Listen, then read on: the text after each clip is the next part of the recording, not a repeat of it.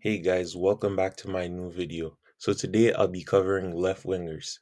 The left wing position hasn't been as stacked as it is right now going into the World Cup. From explosive dribblers to elite creators and scoring machines, all these players have been creating down that left flank and are amazing to watch. In this video, I'll be breaking down the top 10 left wingers based on their actual performances. This isn't just a list based off of hype, but about who's really delivering at the highest level right now. So if you love skills, speed, and players who change the game and actually have a lasting impact, stay locked in because this list might just surprise you. Here we go. Let's get into this video. So my criteria for this player selection was that first, a player would have had to played at least 1,500 minutes. I mean, you need to be consistent in the minutes you play. It's not just about showing up from time to time. You need to have a couple minutes in the legs in your catalog. Uh, each player would have to have at least 10 GAs. I mean, production is one of the most important things in world football, and also they needed to pass my eye test. So I've watched these players. I reviewed some of their footage as well.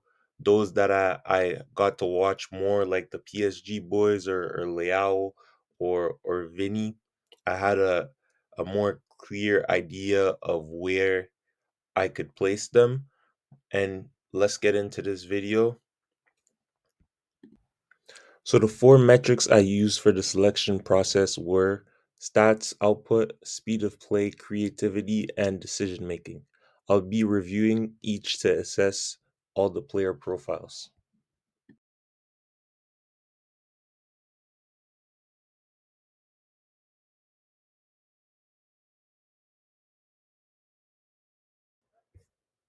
So at number 10, I have Keenan Yildiz. Yildiz showed flashes of brilliance with high potential and a lot of confidence and willingness to get the ball. He likes to take on players and has a very good attacking instinct and sense of space. But he's still raw compared to the others.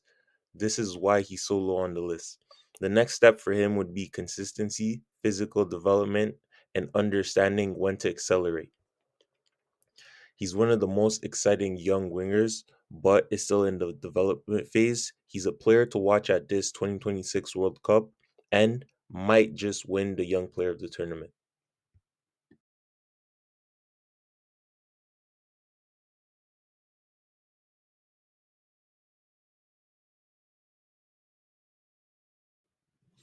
At number 9, I have Bradley Bacola. Bacola had a breakout season. He showed flashes of brilliance, high level of dribbling and playmaking. He was very key in PSG going back to back this season. He's still a developing player, kind of frustrating to watch at times because sometimes he misses sitters, he misses easy opportunities, but he still has a lot of quality. The next step for him would be to keep on developing his awareness, his IQ, and better decision making at the elite level in the final third. If he sharpens those areas, he could explode into a top tier winger, just like Dembele did a couple years ago.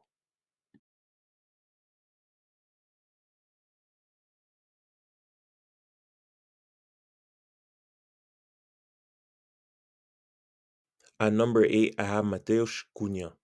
Cunha played more of a hybrid role than a pure winger. He was good in link up play, carrying the ball and contributing across all offensive plays. He's technically strong, but not necessarily the best in terms of a pure winger style. His future really depends on how Manchester United does and how they depend to utilize him.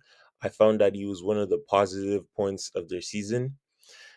He will not probably start at the World Cup, but hopefully we get to see this baller and he gets to show why he has a quality and why I consider him to be a world class winger.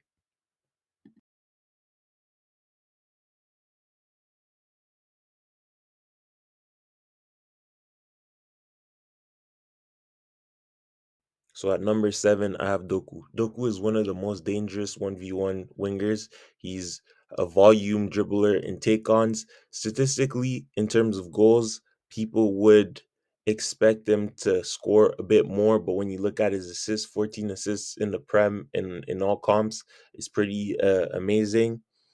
In 2000, almost 3,000 minutes. He defends, he's an overall player, he's a team player. Uh, he he's improved his final pass compared to other season. I feel like the next step for him would be to turn into a more efficient player, someone who's getting more stats and has a better output. If he adds 10 plus goals and improves some of his decision making, I feel like he could be one of the top 5 or top 3 wingers in the world. I think he's an unstoppable player when he has the ball. Now it's about refining his game and fine tuning to improve some of the details.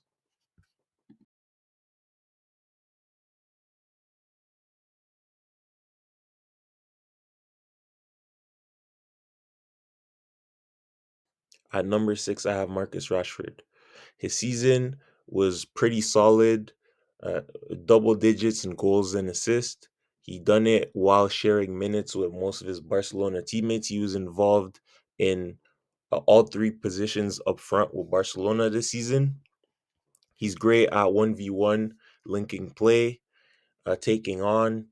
He's he's a very particular player because in terms of potential, we all probably expect more from Marcus Rashford.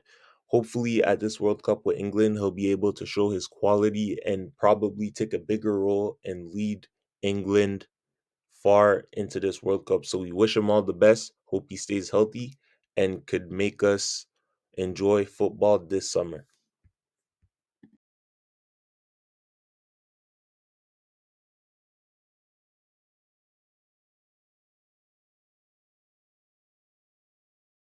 So Rafael Leao, I have him at number five. He's one of the most creative players in the world. I feel like he might just be the surprise of the summer because he had an average season with AC Milan, who we know is struggling a lot. But I feel like he's a player that will shock everyone this summer.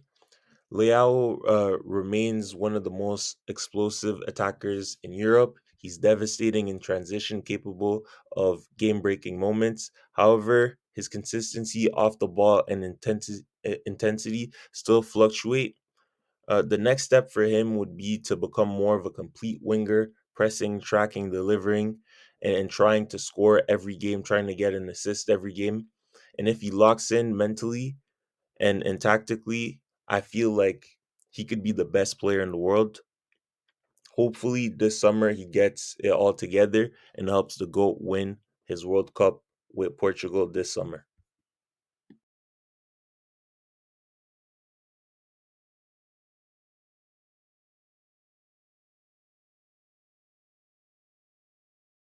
At number four, I have Rafinha. It's kind of a surprise to put him at number four because he he had a very good season last year. He scored about 30 goals. This season he scored 21, which is still world class and amazing. But he also operates as a nine or as a second striker and not necessarily as a left winger, like as a traditional left winger. This is why I kind of put him at number four and not higher up the list. He's one of the players that's leading Europe in terms of GAs. He's a less flashy but extremely efficient and intelligent player in the final third. His positioning is world class, and I love a lot of his uh, his speed of play. I love how he presses. I love that he's finally getting recognition for his consistency. He's a high level player and has amazing output. If he solidifies himself, he could become the best player in the world for sure. He's playing for Barcelona, a big club, and he's a Brazilian player. Hopefully, he stays healthy and he's able to bang in a couple goals this World Cup.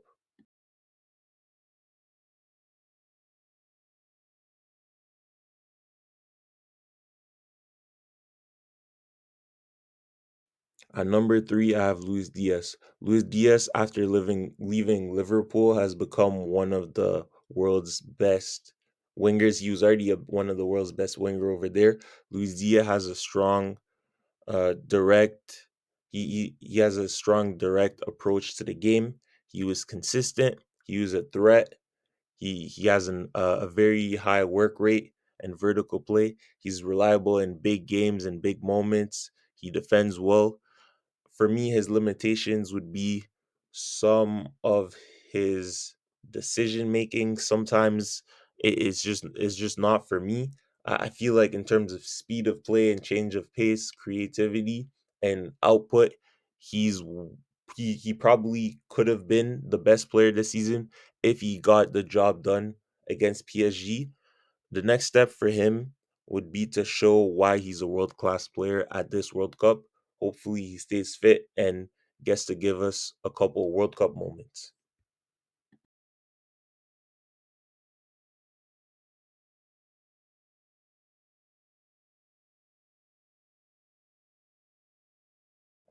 So at number two, I have Vichak Varchelia. He continues to be one of the most complete and elite dribbling and creative wingers. He has flair. He combines very well with his strikers and with his teammates. He could be a player off the dribble. He creates chances at the top level. He's a back-to-back Champions League winner. He displayed dominance in big European nights.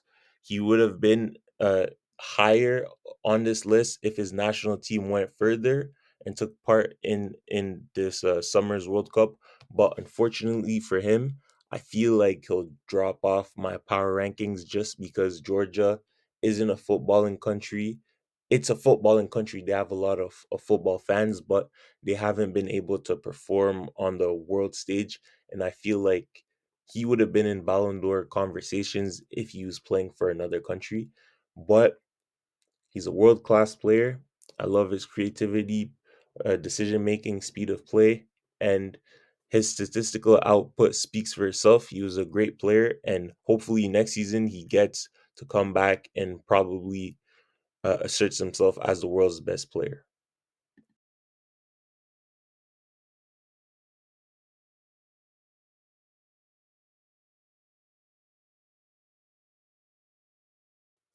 At number one, this should come as no surprise to anyone.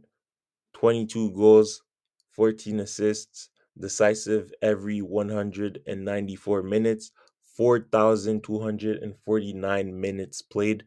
Vinicius Jr. had another elite season, combining high volume dribbling with real end product, goals, assists, and consistent chances creation.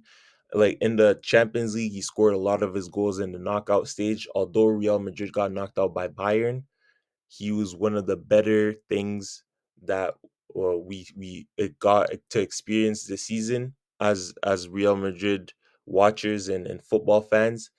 He had amazing decision making, creativity. His speed of play has always been elite, and his output has gone up and pretty much stayed consistent. But I feel like, especially with this World Cup, if he finally shows up for Brazil and shows more leadership, we already know that he's an explosive player that he's matured in the final third. But if he could do it for his national team, like he shows up in those big Champions League knockout nights, like he's been one of the most consistent players this decade in the last 6 years. He's already world class. He's in that Ballon d'Or category of players. If he does it for Brazil this summer, he might just win the Ballon d'Or, and if not, kind of start his own era. Like this could be the Vinny Jr. generation if he's able to step up for Brazil. We hope he stays healthy and he gets to perform at the best of his abilities at the World Cup. I hope that he sharpens up for his national team and gets to help Neymar finally win a World Cup. We wish him all the best and good luck. So for this World Cup, Vinny Jr. and Rafa Leao need to step up. They are carrying the burden of the Portuguese and the Brazilian people, and all their hopes are behind these two wingers. Everyone knows Ronaldo and Neymar are aging, and both of them are not at their peak anymore. Leao has a chance to help Ronaldo finally win a World Cup, and Vinny Jr. has a chance to finally help Neymar become. Neymar's already a national hero, but for him to staple himself as probably a top three Brazilian player all time, and I feel like this is a huge responsibility. We already know that for club, Vinny Jr. has already stepped up. He's helped Benzema. He's helped his teammates. He's helped them. He's actually even done it for himself as a number one option. He's won the Champions League multiple times, the league multiple times. Leao has stepped up for AC Milan before. This season has been a down year, but I believe in his abilities. And to be honest, I think this is it for this video. These were the top 10 left wingers in the world right now. If you enjoyed this video, make sure to like, subscribe, and drop a comment. Let me know who you think should be higher or who I missed completely. We've got more football content coming soon, so stay locked in, and thanks for watching.